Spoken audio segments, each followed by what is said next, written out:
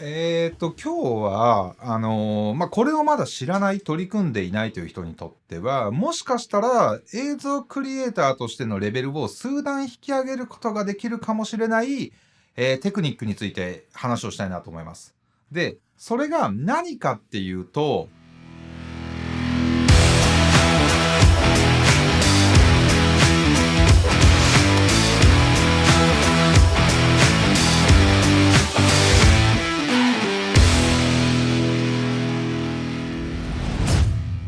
はい、改めまして、どうもこんにちは、奥沢とです。今日はですね、サウンドデザインの重要性と、サウンドデザインってどうやるのっていうのを、僕のね、過去のプロジェクトの画面を見ながら解説して、で、皆さんのね、新しい学びのきっかけだったり、インスピレーションとかにね、つながればいいかなと思ってます。カメラがね、好きで映像を始めた人にとって、音ってそこまでぶっちゃけあんまり興味が湧かないと思うんですよね。正直こんな動画を見てるよりも、レンズレビューとかね、そういった動画を見てる方が、よっぽど楽しいと感じるかなとは思うんですけど、それはね、当然かなと思う一方で、映像をね、撮りためたら、誰かに見てほしいっていう、欲求が湧いてきて、作品としてそれらをね、アウトプットしようと思った際には、音っていうのはね、やっぱりね、これどうしても必ず、必要になってきます。新米映像クリエイターの方の多くは、音楽サービスからね、いい感じの音楽を見つけてきて、で、それに合わせて撮ってきた映像をはめてね、ミュージックビデオっぽい何かを、シネマティックなんちゃらみたいな形で、アウトプットしてね、僕のチャンネルの視聴者さんであれば、そういった方が多いと思います。ミュージックビデオタイプの動画が悪いって言ってるわけじゃなくて、僕がYouTube にアップしている作品も大半がこの形なんですけど、ただね、僕自身もやっぱり作り続けてるとなんかワンパターンだなと思って、自分でもね作ってて飽きてきちゃうんですよ。よりね作品の幅を広げたいと思って、ここから次のステップに進むには、どうすればいいかなって考えた時に、一つの可能性としてはサウンドデザインがねあるんじゃないかなと思います。で、サウンドデザインっていうと大げさに聞こえるかもしれないんですけど、何も自分で作曲して音楽を作りましょうっていう話ではなくて、映像にね環境音とか効果音っていうのを当てていくだけでも、これもね立派なサウンドデザインです。ありものの音楽に音ハメした作品っていうのは、見方を変えれば、その映像っていうのがその音楽にものすごく制約を受けてるとも言えると思っていて、音をよりコントロールできれば、制約のない自由な映像作品が作れるっていうことにねつながるんじゃないかなと思います。映像クリエイターとして表現の幅が広がるっていうことは、例えば趣味から仕事につなげたいなんて思ってる人にとっては、これもね非常に重要で、クライアントさんのね要望に応えて、それこそコマーシャルだったりだとか、企業のブランドムービーなんかも作ったりすることができるようになるんじゃないかなと思います。実際映画とか CM とか僕たちがメディアを通じて見ているプロの人たちが作る映像の中の音っていうのは、9割以上が後から作られている音なので、映像の世界にねやっぱサウンドデザインが必要不可欠っていうのは疑う余地もないんじゃないかなと思います。じゃあサウンドデザインって何から始めればいいのっていう風に、少しでもね興味を持っていただいた方に向けて、この後は僕の過去作でサウンドデザインを取り入れた部分のね編集ソフトの画面を見ながら解説していきたいなという風に思います。何も一足飛びで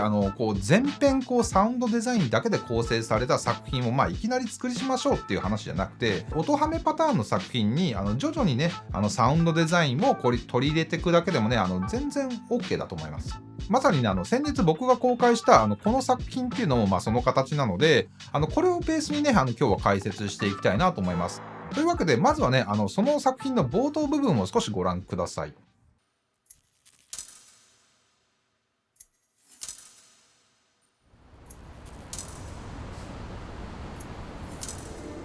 Some said life is a journey, not a destination. But sometimes we need to get off the train and stay in the moment.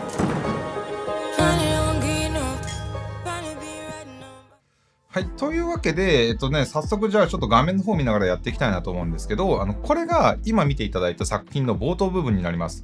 オープニング部分のサウンドは主に収録したボイスオーバーとサウンドエフェクトと、であとね使用した楽曲のドラムパートのループで構成されてます。このプロジェクトの音源はほぼ全てね、この動画のスポンサーのエピデミックサウンドさんのね、音源を使用してるんですけれども、音楽サービスって結構いろいろとあると思うんですけどね、個人的にはエピデミックサウンドが、サウンドデザインで使う上においては一番強いかなと思ってる、その理由の一つが、まずね、豊富なサウンドエフェクトが使用できるっていうところですね。環境音とか効果音が欲しければ、大概の音っていうのは、そのままストレートに検索すればヒットすると思います。で、もう一つが、他のサービスではあまりない、音楽を構成パートごとにダウンロードすることができます。どういうことかっていうと、例えば曲のドラム部分、ベース部分でメロディーとかボーカルとか、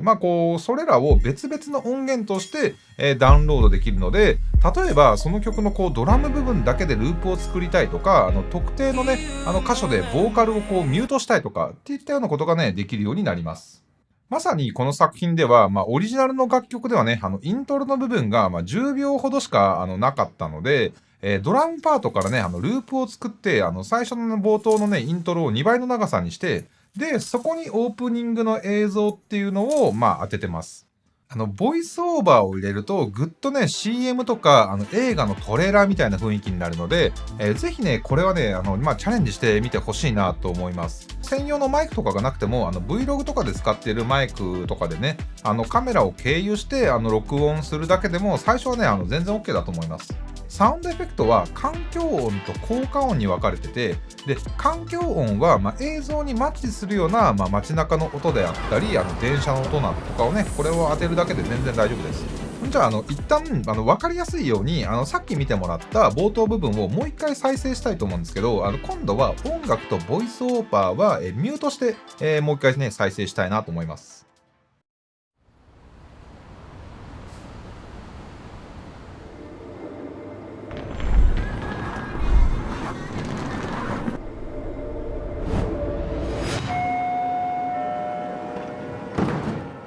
はい。というわけでね、なかなかそれっぽくは聞こえてたんじゃないかなと思います。重要なのは、嘘っぽい音を当てないこと。渋谷の映像があったと思うんですけど、あれのね、環境音っていうのは、エピデミックサウンドで東京シティって検索したら、日本のどっかのね、街で撮ったであろう環境音が出てきたんですよ。よくよく聞いてみると、後ろでね、声聞こえるんですけど、それも全部日本語になってます。世界各国のいろんな街のね、環境音があるので、皆さんのね、お住まいの国の、環境音を探してみるといいと思います。車とか足音の音は、そのまま使っても、なかなか映像とね、タイミング的にマッチしないことが多々あるので、そういった場合は多少手を加えてやる必要があるんですけれども、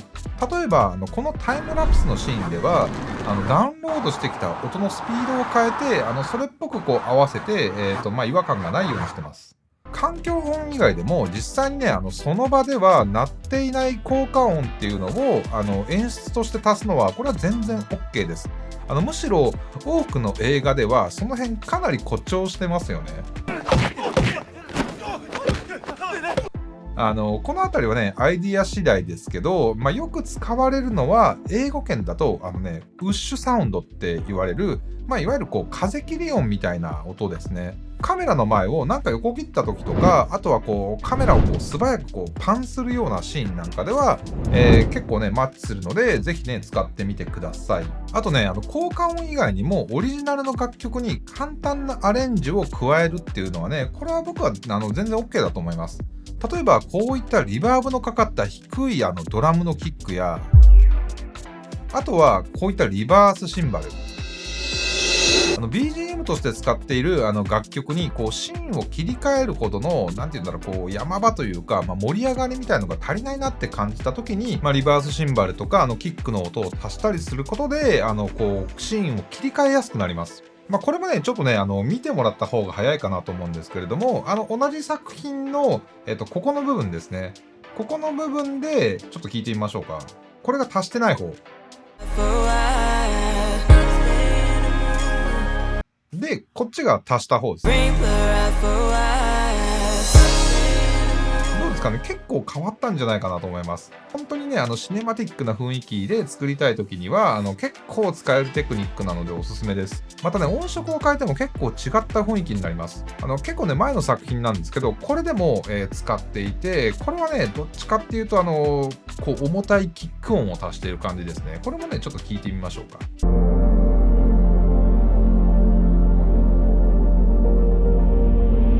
ここの部分です。今のドーンっていうやつ。これもね、足してます。で、これはね、もうこの作品のもうなんか至るところで使ってます。そもそもそんなにこうなんかこうパンチのある音が入っている楽曲ではなかったので、なんかね、こうシーンを切り替えるタイミングをこう掴むのが難しいなと思ってたんですけど、これをやることによってね、すごい、なんか雰囲気も出るし、よりシネマティックな感じにもなったんじゃないかななんて思います。はい、というわけでね、すごくざっとではあるんですけど、僕がよりこうシネマティックな方向に振ってる時のサウンドデザインっていうのはこんな感じでやってます。この作品自体は後半部分はね、言ってもほとんどミュージックビデオみたいな感じの楽曲もボーカルが入ってる曲だったんですけど、このテクニックが使えるようになってくると、ボーカルのなしのそれこそエピデミックサウンドとかでシネマチックとかっていうねムードで、検索した楽曲、本当にそれこそ映画のバックグラウンドで流れてるような曲で、作品を作ったりすることもできるので、そうなってくるとね、最初にも言ったんですけれども、本当幅広いジャンルの、映像が作れるようになると思うので、ぜひね、これはね、試してみてください。で、最後にね、エピデミックサウンドは、30日間のフリートライアルがあるので、こうしたね、サウンドデザインに挑戦したいなと思う方はですね、概要欄の方にあるリンクの方から、ぜひね、試してみてください。で、いざ気に入って使ってみたいなと思ったら、個人でね、趣味でやってる方であれば、パーソナルプランだと年額$144で使えます。楽曲はね、無制限でダウンロードし放題ですし、個人のプランだとはいえ、YouTube とかでね、マネタイズもしっかりできます。で、フリーランスの方で、クライアント案件に使いたいな、みたいな方はですね、コマーシャルプランだと年額$299で、使用することができます。で、コマーシャルプランだと、クライアントさんの YouTube チャンネルとかに、アップロードするとかっていうのも OK になります。年額$299っていうことであれば、正直ね、案件1本やれば、ペイできるくらいの価格かなとは思うので、ぜひね、検討してみてもらえればなと思います。はい、というわけでね、本日の動画は以上となります。また次の動画でお会いしましょう。